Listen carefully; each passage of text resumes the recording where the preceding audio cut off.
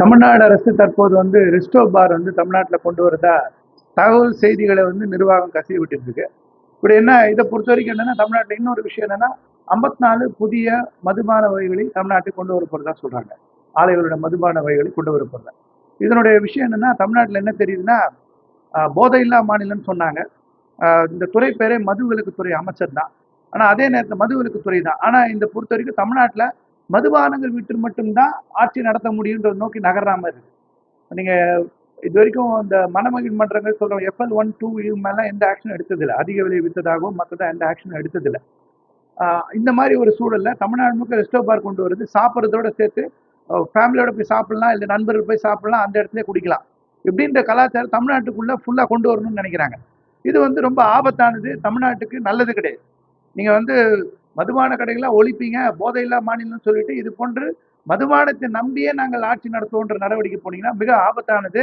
நாங்கள் தமிழ்நாடு டாஸ்மாக் விற்பனையாளர் சங்க சார்பில் இதை கண்டிக்கிறோம். இது போன்ற ரெஸ்டோ பாரோ தமிழ்நாடு முழுக்க மது வகை அதிகம் கொண்டு வருதோ இது மாதிரி கலாச்சாரங்களை ஒழிக்கிறதுன்றது நல்லது. கொண்டு வராதிங்க, இது போன்ற செயலில் ஈடுபடாதீங்க. அதே நேரத்தில் நீங்கள் மது குடிப்பவர்கள் இதுலேருந்து மறுவாழ்வு பெற்று வருவதற்குரிய மையங்களை ஆரம்பிங்க. தமிழ்நாட்டில் நிறைய இளைஞர்கள், நிறைய ஏழை எளியோர் இதெல்லாம் மது குடிச்சு இன்னைக்கு அவங்களோட உடம்பெல்லாம் கெட்டு போயிருக்கு. திருப்பி அதுலேருந்து வெளியே வர முடியாமல் இருக்காங்க சாதாரண ஜனங்க. அவர்களுக்கு மது குடிப்பதுலேருந்து வெளியில வருவதற்கு உண்டான மறுவாழ்வு மையங்களை தமிழ்நாடு அரசு சார்பிலே துவக்கணும். ஏன்னா ஒரு அரசு நடத்துறதோட விளைவுனால இவ்வளோ பேர் அதிக பேர் பாதிக்கப்படுறாங்கன்னா இருக்கும். அப்புறம் இன்னொன்று, தமிழ்நாட்டுக்கு ப்ரௌன் சுகரோ ஹெராயின் தான் தமிழ்நாட்டுக்கு போதை. இதுதான் ஆபத்தானது, இளைஞர்கள் சீரழிக்குது, பெண்களுக்கு எதிராக குற்றங்கள் காரணமாக இருந்து கிடையாது. மதுவும் மிக முக்கியமான காரணம். மதுபான கடைகளும் மிக முக்கியமான காரணம்.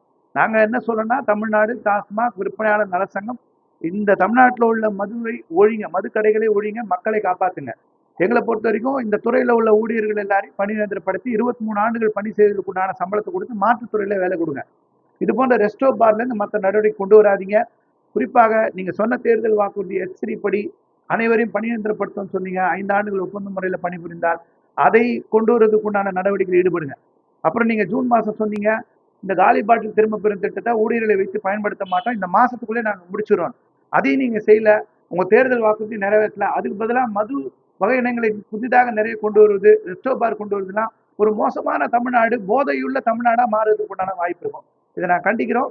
ஊழியர்களுக்குரிய கோரிக்கை, பணியந்திர கோரிக்கை நிறைவேற்றுங்கன்னு கேட்டு அமைச்சர் முக்கியமான விஷயம்னா பக்கத்து ஸ்டேட்ல என்ன நடக்குது அப்படின்னு போட்டுதான் கர்நாடகாலேருந்து நாங்கள் இந்த ரெஸ்டோ பார் திட்டத்தை கொண்டு வரணும், மற்ற மாநிலங்கள்லேருந்து புதுசாக 54 வகையினத்தில் கொண்டு வரணுன்ற விஷயத்த சொல்கிறாங்க. நிச்சயமாக அது மிகப்பெரிய ஆபத்து. நீங்கள் நிறைய இன்ட்ரடியூஸ் பண்ணுறதோட விளைவு என்ன? 54 புதிய வகையினங்களை கொண்டு வரதோட விளைவு என்ன? நிறைய குடிக்க வைங்க, நாங்கள் விதவிதமாக கொடுக்கறதுக்கு நாங்கள் ரெடியாக இருக்கோம். இது தவிர வேற என்ன அர்த்தம் இருக்க முடியும்? அதே நேரத்தில் நாங்கள் ஒன்று கேட்குறோம், மற்ற மாநிலங்கள் போய் பாருங்க, அது மாதிரி விஷயங்களை கொண்டு வர போகிறோம்னு சொல்லி கொண்டு வராரு. கேரளாவில் சம்பளம் 35,000 76,000 ரூபாய். அந்த சம்பளத்தை மற்ற மாநிலத்தை கொடுக்குற சம்பளத்தை இந்த ஊழியர்களுக்கு கொடுக்கறதுக்கு தயாரா இருக்காங்களா அமைச்சரும் தமிழ்நாடு அரசும்? இது போன்ற விஷயம் தமிழ்நாடு முழுக்க போதை கலாச்சாரத்தை நோக்கி அதிகரிக்கும். இந்த மற்ற மாநிலம் கொண்டு நீங்க பழைய ஆட்சியில் எந்தெந்த கம்பெனிலாம் வாங்கியிருந்தாங்க, அவர்களுக்கு லாபம் போய் சேரக்கூடாதுக்கா புதிய கம்பெனி எல்லாம் கொண்டு வரோன்ற பாயிண்ட் வேற. நீங்க அது யாருக்கு லாபம் நாங்க மக்கள் நல்லா இருந்தா போதும்னு நினைக்கிறோம்.